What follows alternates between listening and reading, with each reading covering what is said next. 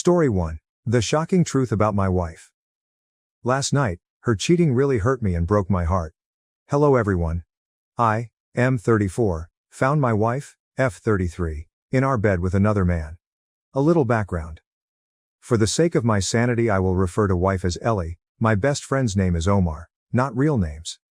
Ellie and I met in college and hit it off right away. When we started dating, I was not really assertive. You could accurately say that it was her showing interest and desire in me that made me really begin to value myself and work past a ton of insecurities I used to deal with. I was just a hard-working, nerdy smart dude, but had never had any real luck with women. To me, it was almost incredible that someone as smart and beautiful as her would show as much interest in me as I showed in her. We both have always been driven, which led to us separately building small businesses of our own by the time we graduated college. We moved in together after graduation and a year later married. We had, what I considered, a very strong marriage.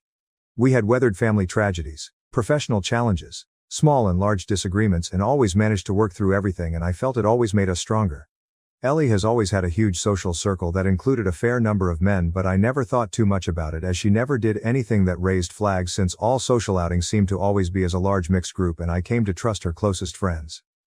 As our 10-year anniversary was coming up, I decided to bring up the topic of starting a family. Early on in the relationship we had together, decided to compromise on the size of our family. I wanted kids, she wanted none or at most one, so we agreed on having one. Now 10 years into our marriage, secure economically and thinking how healthy I thought our relationship was, I brought the topic up. I can't help but think me doing this may have started this whole chain of events. A little over 3 months ago, she tells me she is going out with her friends to have some fun. She basically told me she needed to unwind as she was getting stressed about me asking about having kids again. That night she comes back at 4 a.m. Starting with that day, our bedroom goes completely dead.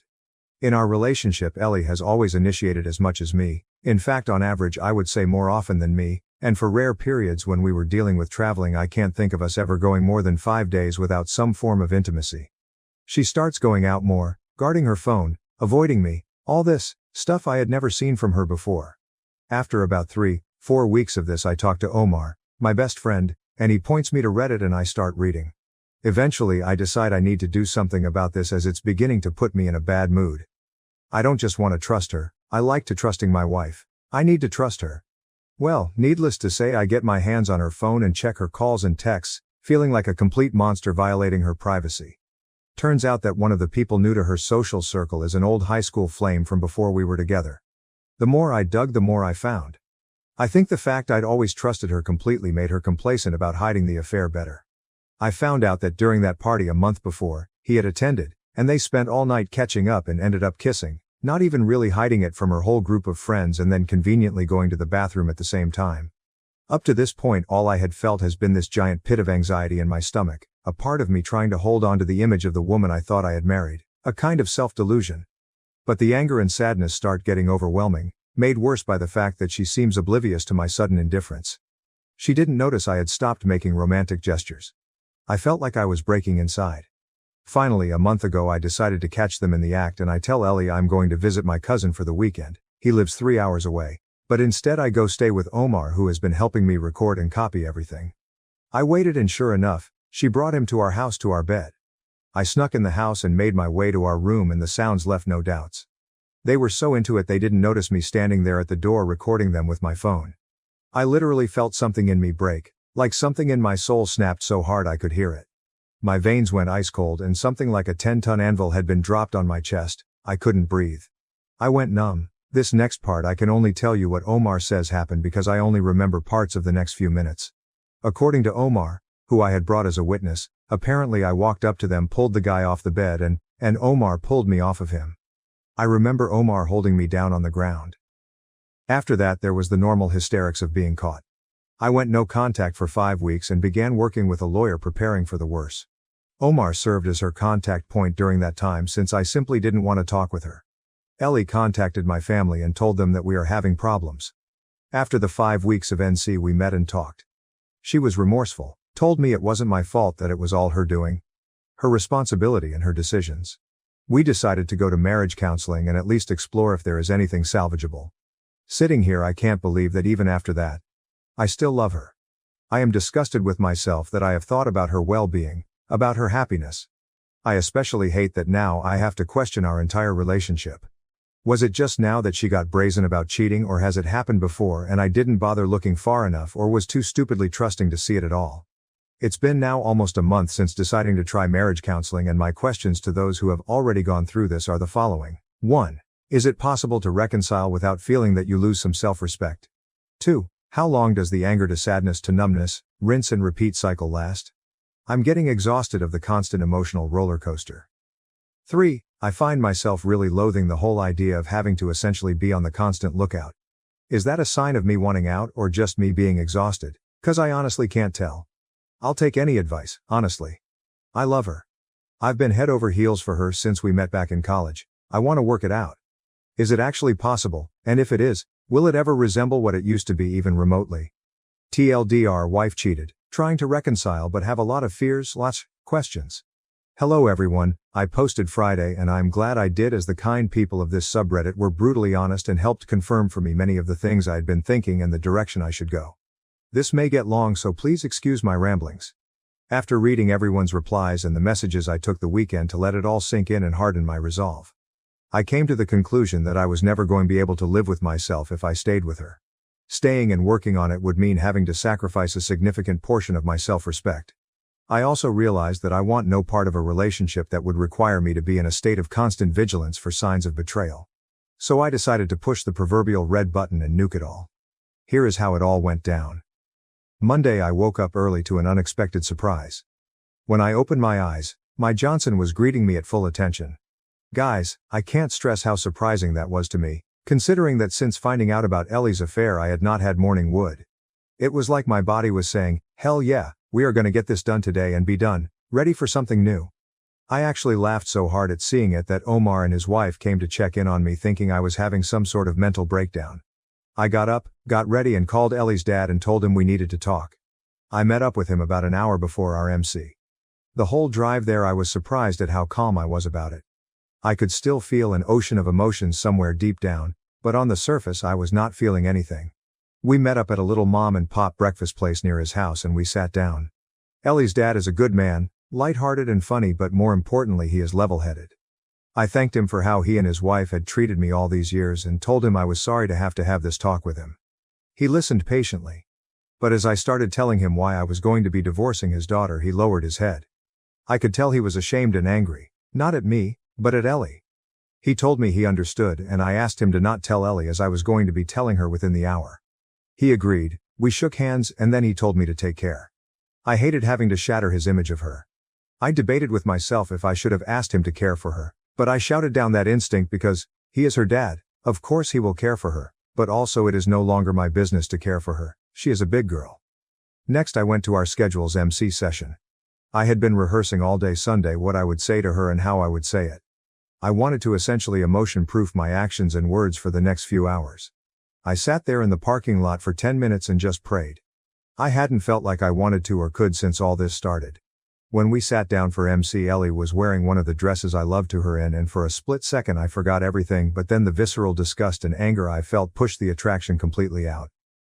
I let the counselor get things going like our previous sessions, and after about 10 minutes of her and Ellie talking I interrupted. This is how it went. Excuse me, I have a few things I need to say and to Ellie, and that I wanted to be able to say here, with a neutral third party. If at any point I'm interrupted I will simply leave, and that's that. Ellie, I have come to realize I do not need to know if this was the only time you cheated. It doesn't matter. I do not need to know how long it went on for. It doesn't matter. I do not need to know how many times you cheated. It doesn't matter. I do not need to know why. Even if there was a good reason, a perfect why, it also would not matter. The only thing that matters is that you did. I know now the only facts that matter. You were never going to have children with me. At this, Ellie opens her mouth to interject and I started walking to the door, so she immediately backed off. You were going to string me along for however long it would take. You were going to cheat on me sooner or later. This is when the waterworks started to open up for her. You do not respect me or love me.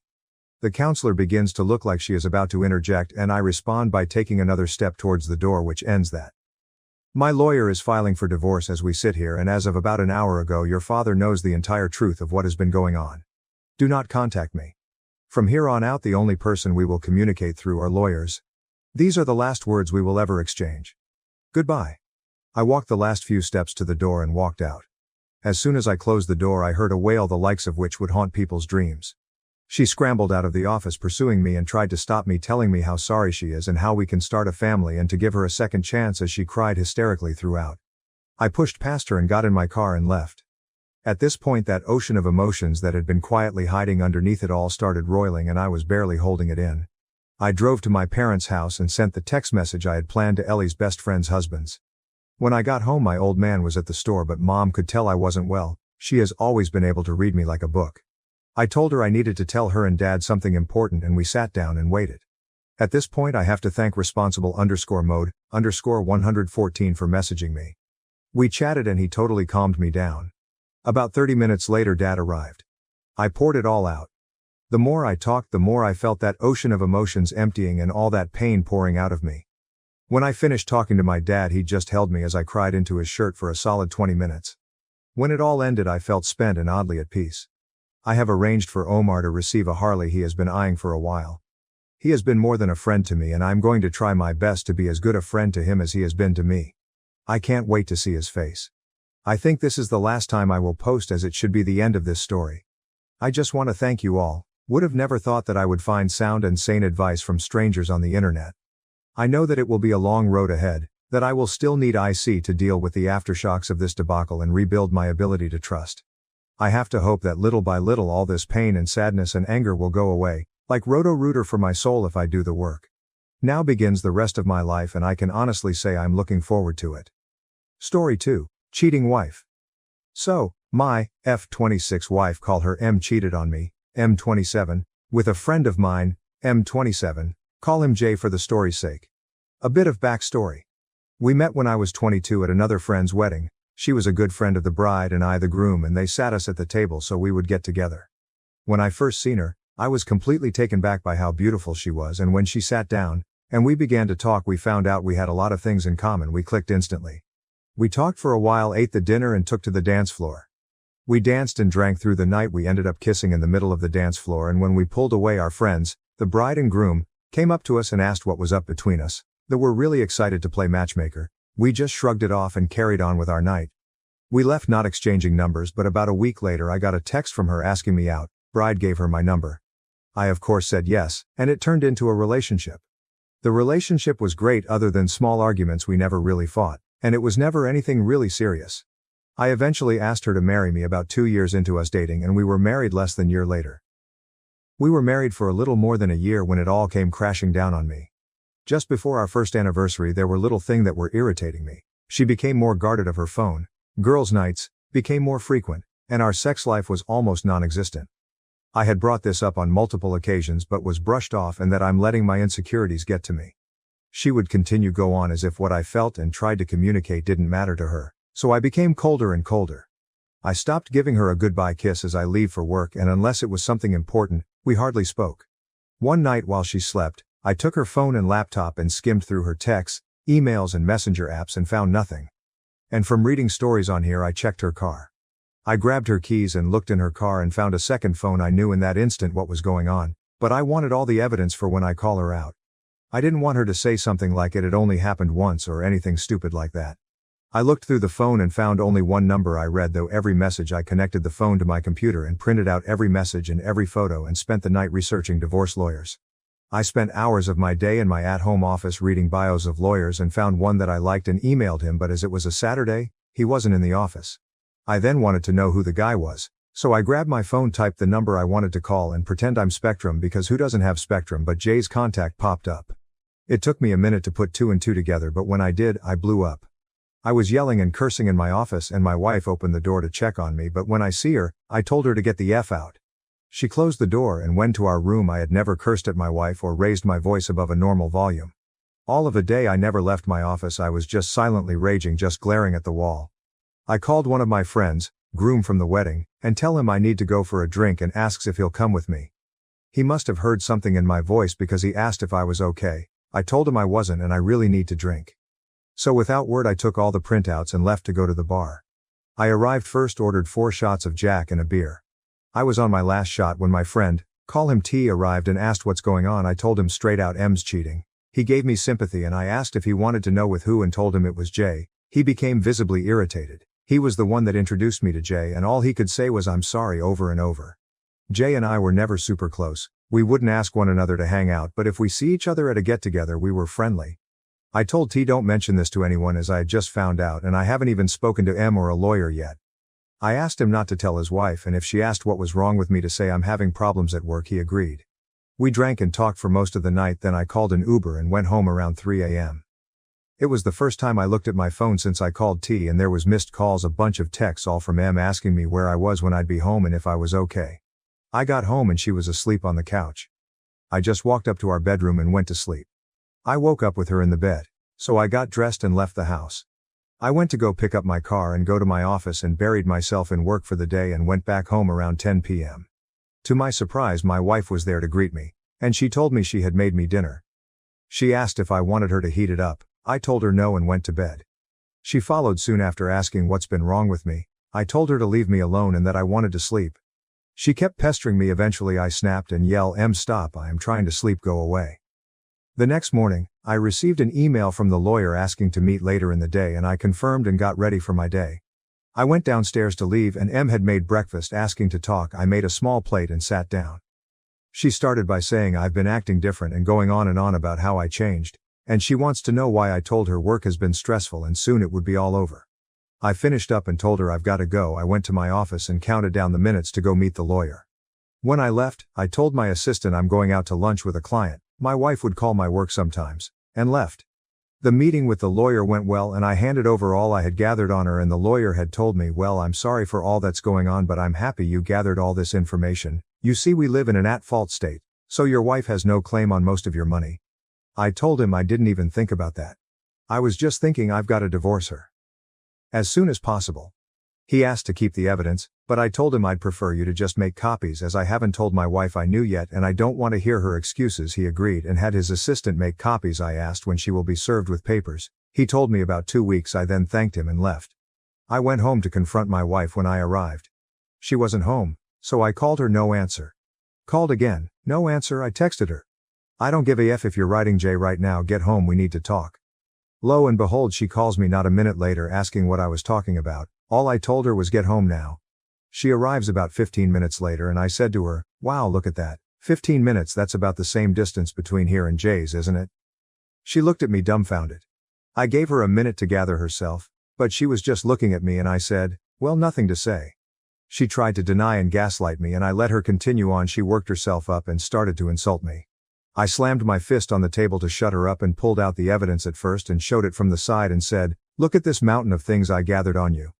Then I showed her each printout at a time. She then tells me to stop and started to cry. She tried to apologize and tells me she loved me. I said, "Honey, what happened to that energy you had before? You were so adamant on degrading and insulting me just a minute ago." She tried to hug me and tell me how sorry she is. I put my hand out and told her, "Don't touch me." She says, "Well, go to the bedroom and do whatever I like." I looked her deep in her eyes and told her, "Sweetheart, I will never touch you again. Do you want to know who else has these photos and messages? My lawyer. I'm divorcing you now. Get a bag, gather your clothes and get the F out of my house." That was 3 days ago and I haven't heard from her. I'm sorry about how long this is and if there are any spelling errors. I'm curious to those who've been where I'm at, what can I expect from here? Thank you for reading. Story 3. Found my wife cheating on me last night. Hi, I tried posting this on another related subreddit and it was removed. I read the rules here and I'm very sure it doesn't violate any for this sub. Please mods, if you want to remove this, let me know why. I'm trying to find support for the turmoil I'm feeling, and I don't know who else to turn to but anonymous people on the internet. Anyway, here goes. I met my wife in 2011. I was DJing a social event at school and playing some 90s rocks. I was playing Third Eye Blind and my wife liked the song that came on. She talked to me. We bonded over our mutual love of the band, yada yada. We started dating. Fast forward to 2013, we got engaged and we took a trip in to celebrate. We have this memory, we talk about a lot of listening to the whole Third Eye Blind catalog and singing along to all the songs together. We got married that year. Fast forward through our whole marriage, we had this thing where we would try to see the band as much as we could. We saw them whenever they were on tour, a total of 9 times during our 9 years of marriage. Last night we were supposed to see them for the 10th time. If you're the math in your head, we've been married for 10 years as well. That's coming up in November, so I had this whole thing planned where we would go see the show, stay over at a hotel, Have a romantic night. I get home from work on Friday. My wife is getting ready. She looks amazing. I see a text come on her phone. You know how the rest of the story goes, I don't even want to type it. She met some guy the night before when I was away for work. The part that killed me the most was she wrote that he needed to get condoms, and he's LOL. So I'm left wondering, did they even use any? What does it matter anymore anyway? After reading that, I just left the house and started for the concert. She calls me about 15 minutes later like, where are you? Oh, just on the way to the show. What? Why? You know why. Think long and hard as to why I might be acting this way. I just hang up. Anyway, I think I was in shock still. I was pretty cool about it. But there's some backstory there I don't want to get into as to why I was prepared. She's cheated twice before in the past. I didn't really have any emotions at the time. Actually, when I started typing, this was the first time I felt anything. So she calls back and starts going through the motions. Oh, we are just friends. Oh, we didn't actually do it. Oh, I was drunk. Oh, it was just in a little bit. Then it was all, come back and let's talk about this like adults, as if I'm the childish one for having stormed out. I'm thinking, no, if that happens, I'm not seeing this show. We're just going to talk about how she cheated and she's going to try and seduce me. And that thought grossed me out. I never thought about sex with my wife and felt gross, but then I did. So I got to the concert and the guy scanned my ticket. He looks at me and says, there's two, indicating that he wanted to scan the other one. I just stared at him blankly and said, yes, there's two. And went inside. I was so weird I felt like I was hypnotized. And then there was the show. Amazing show. I had a good time. I met some nice people in my row and we had a fun time enjoying the concert together. Some lyric hit a little differently. I've never been so alone. And I've never felt more alive. I felt pretty alive at the concert. I danced with the crowd and screamed my frustrations into the loudspeakers. No one could hear me over the loud rock music. It was over pretty early. I wanted to sit at the bar and drink, but that would have required talking to someone, and I just couldn't outside of the context of the concert. I was thinking about the texts again. So I went to the hotel I had booked for my wife and I and went to sleep alone. I woke up to about 30 emails. She was up all night feeling all kinds of emotions, I guess. Guilt, shame, anger. Anger at me. Those were the most surreal, the ones where she was mad at me for going through her phone. A lot of bargaining and pleading. The worst was she had sent me cards I had written for her years before. Anniversary cards. Birthday cards. Christmas cards. I always handwrote a letter for her, professing my love for her. I never used to write anyone cards like these, but I did for her. She used to write cards like these for me. She hasn't in a number of years. I think her intent was that upon reading the cards, my heart would soften and I would realize how much I loved her. I would come to my senses and come to her, and we would talk it through, and I would forgive her, and it would all be better. But instead it just made me realize how much she doesn't love me. At this point, I can't forgive her. I forgave her once and here we are. If I forgive her again, it's just a matter of when, not if I'm back in this same scenario, writing sob stories on Reddit. The only question now is whether I respect myself to make sure this never happens to me again. Story 4. Finding out the truth about my wife. We spent 2 years together in college and got married the fall after we graduated. Spent 2 years exploring our relationship and finally got settled down and was ready to raise a family. She got off birth control and her libido took off, but it took 3 years for us to get pregnant, but we got a beautiful girl finally. After a couple of months, my wife got back on birth control and had a hard time with it. Her doctor switched her meds several times, but she had bad side effects with each one.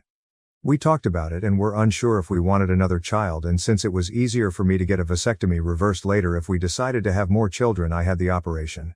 That was 3 years ago, and after coming off birth control my wife has felt better and sex has been worry-free since we can no longer get pregnant. We actually have sex more now than when we were in college.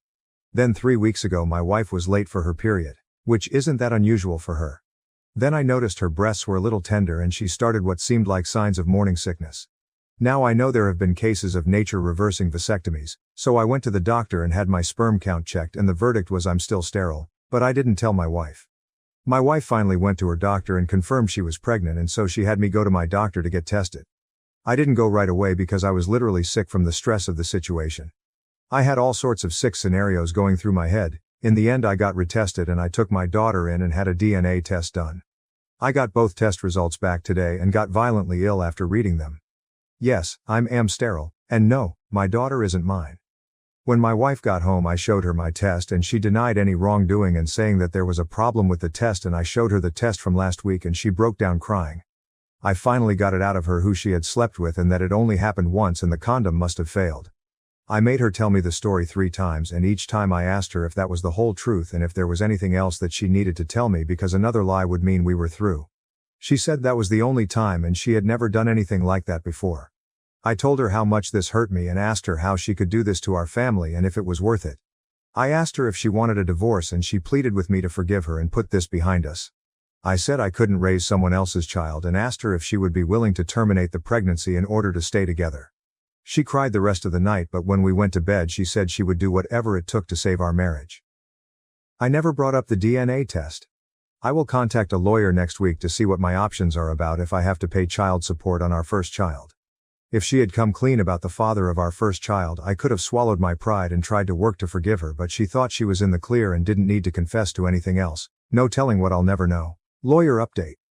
My lawyer is awesome. She had me bring in a bunch of paperwork, bank statements, and my medical and DNA results and had me tell her my story.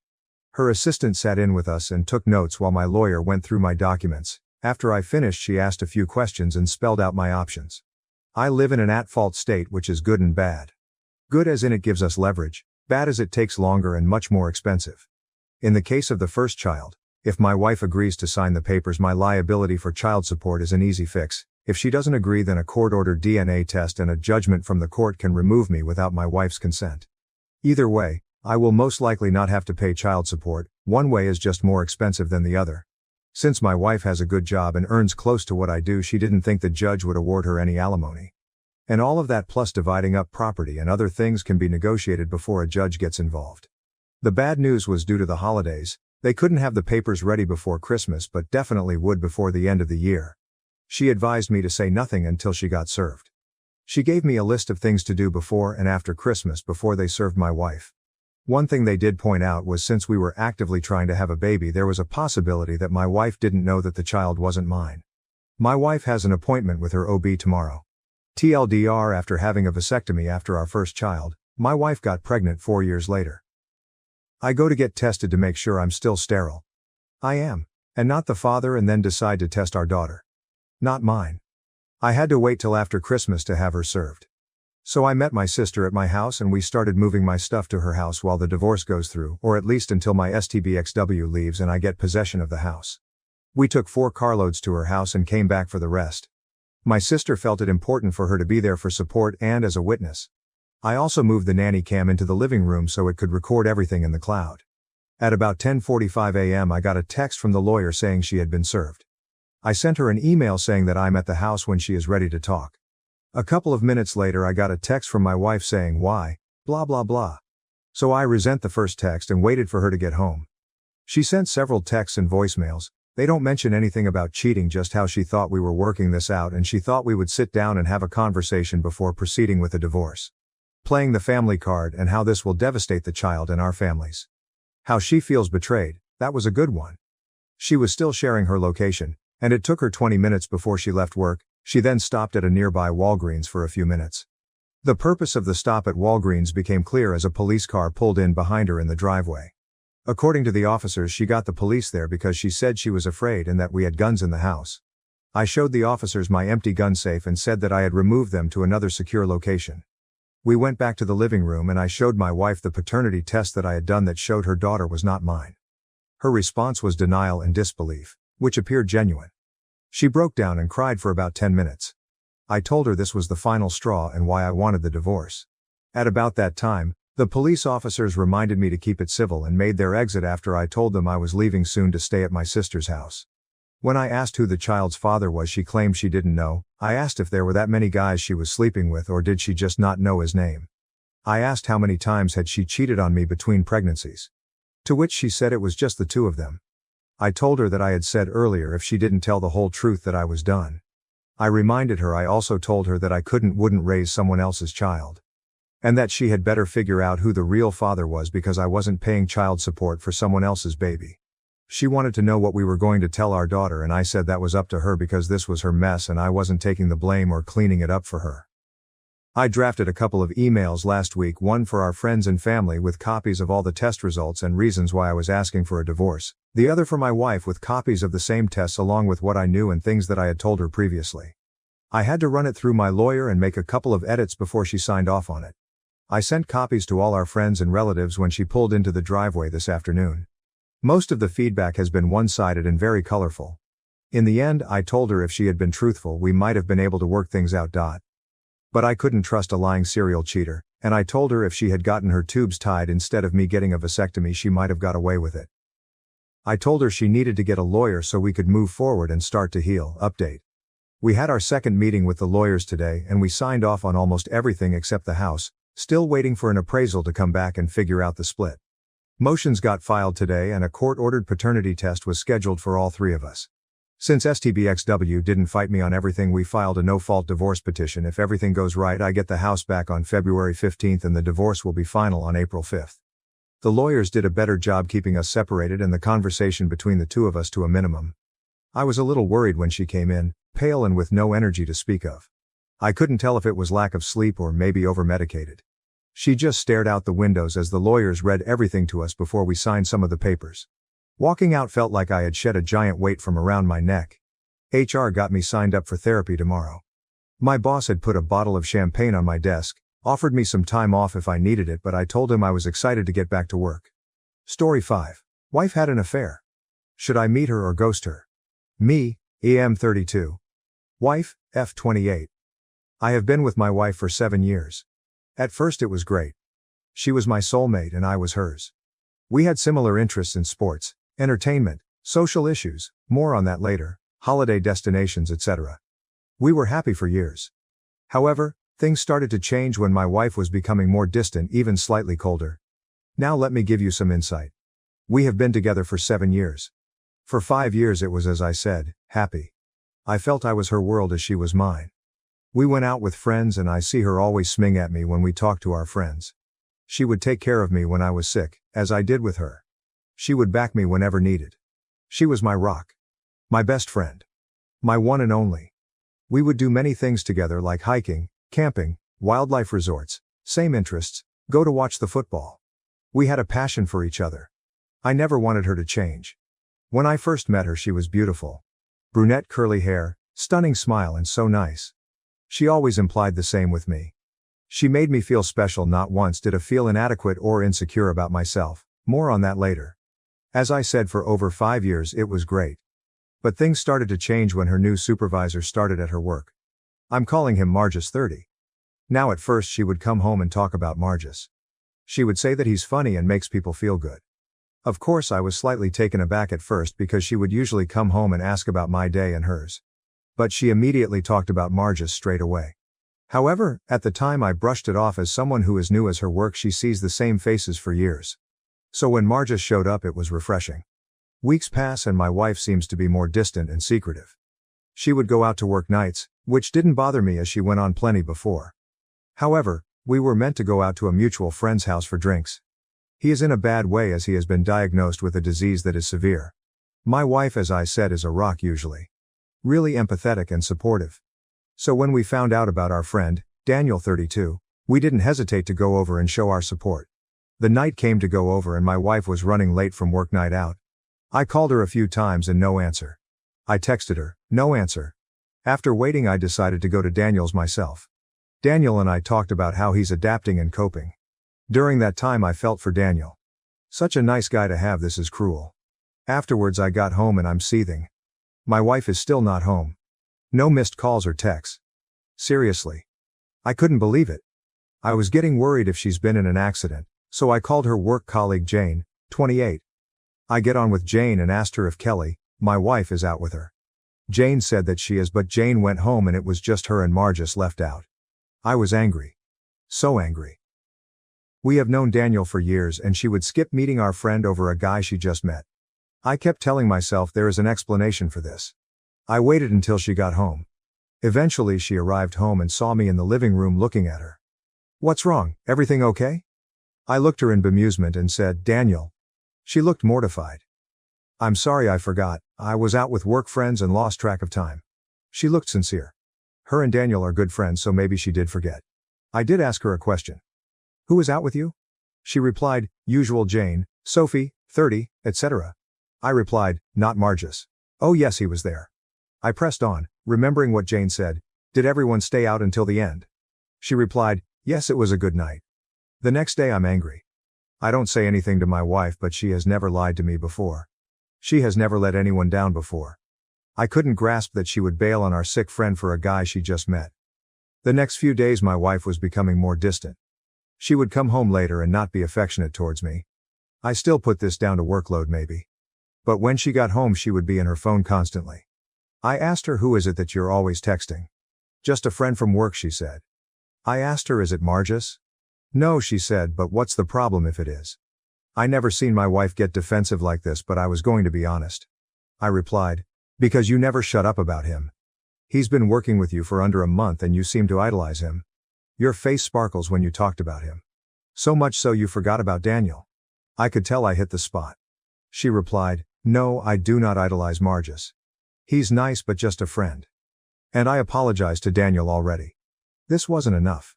I waited until she was asleep and checked her phone. And surprise, it was full of sex messages between them. I took photos of the conversation for later. A week has passed and it's still continuing. The late nights. The lack of affection. I speak to a friend about my concerns and he said maybe I'm being paranoid. Try to do something new, like make her a surprise dinner. I like that idea. So I texted my wife and asked if she's busy after work. She replied, no, I'm free. It seemed to be a nice text conversation. So I made dinner, got a nice bottle of wine and flowers. She got home and looked sad at me. She said she's really sorry, but a friend from work is organizing a surprise birthday party for a colleague. And that night is the only night they have. I shook my head in frustration and anger. She literally left right after and drove off. This was it. After months of suspicion, I needed proof. I know you must read this and say to yourselves, friend, can you not see the signs? I could, but I was hoping that I'm wrong. Hoping that it was a bad dream. Truth is, I was scared to find out. But I had to. I needed proof. So, I wasn't proud of it. I put a tracker in her car. I pretended to be at work late so she didn't see me when she got home. She did arrive home, I watched from a distance, and she set off again in her car. I followed her as she went further out of town. She eventually pulled into a car park that was secluded in the corner. She was waiting until another pulled up next to her. It was him, Margus. She got out and got into his car. It was obvious what they were doing. I recorded her getting into his car for evidence against her. For the next few days she acted like everything was fine. I mean, I know that she doesn't realize I know, but she was acting like normal. Smiling to me, even holding my hand at breakfast. She left to go to work. I had a day off and decided to snoop on the laptop to see anything suspicious. There was nothing. But when I was looking through her drawers, I know, not my proudest moment, I see an iPad under the bottom drawer. It wasn't mine, so I assumed my wife bought it. Luckily for me, it didn't need a password. I don't know if she forgot to lock it, but I got lucky. I got in and looked. Now this is where the damage really hurt. I looked in the iPad and checked to see text conversation, but nothing. However, what I was about to see I will never ever forget. There was a folder of pictures of my wife naked, making sexual positions for him. There was so many. But there was more. There were videos. I know I shouldn't have looked at them, but I did. The videos were graphic. Margus sleeping with my wife and my wife enjoying it. But that not all. My wife was seen sleeping with another woman and another man, with Margus there. But the other man was someone who really made me sick. He is a bigot. He had vile tattoos of certain groups who are vile. Like I said, a vile human being. It seemed that Margus agreed with his views, which was fitting. I couldn't believe it. My wife being with a man who held bigoted views. This was a woman who detested any form of bigotry, as did I. So why would she do this? What did she see in him? It was seeing her being fully complicit that really got to me. During our marriage we always talked about fantasies but never acted on them. As a man, it was threesome, etc. But my wife said she would never do it. Never sleep with another woman or do anything that made her feel uncomfortable. I accepted that without a second thought. It didn't bother me that she didn't want to do it. I loved her. So to see her doing things that she never did with me hurt. Hurt really bad. I watched all the videos. I know I'm stupid. I copied the videos and pictures to my laptop for evidence of infidelity. Because that's all that matters. I want her gone.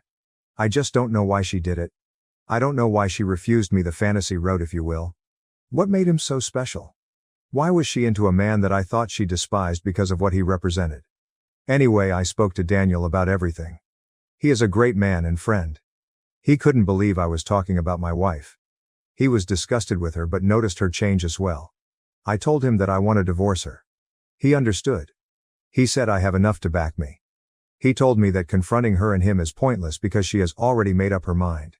He said that I need a fresh start and to find someone who is themselves and not a mirage of a woman I married.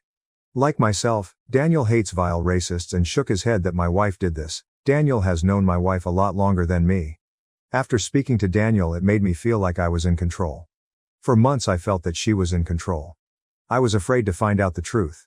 I didn't confront her more sternly when I was suspicious because I was afraid of the outcome. At the time, I didn't know if I wanted to leave her or make it work. But after the videos, pictures and texts, I damn well know what I must do. I went to the lawyer to file for a divorce. I had enough. My wife was still acting normal. Still on the phone constantly. Still going out late, I assume with him. I didn't care. I had to wait 3 weeks for the papers to come through. I got them. I decided to move out. Luckily we rented and our lease was running out in 3 months. I was prepared to pay until then. Anyway, I wanted to move out. So the day came. She went to work. I made up that I had to go in later to cover for being short-staffed. She shrugged and said, okay, no goodbye hug or kiss. Still, that hasn't happened for months, so I was used to it.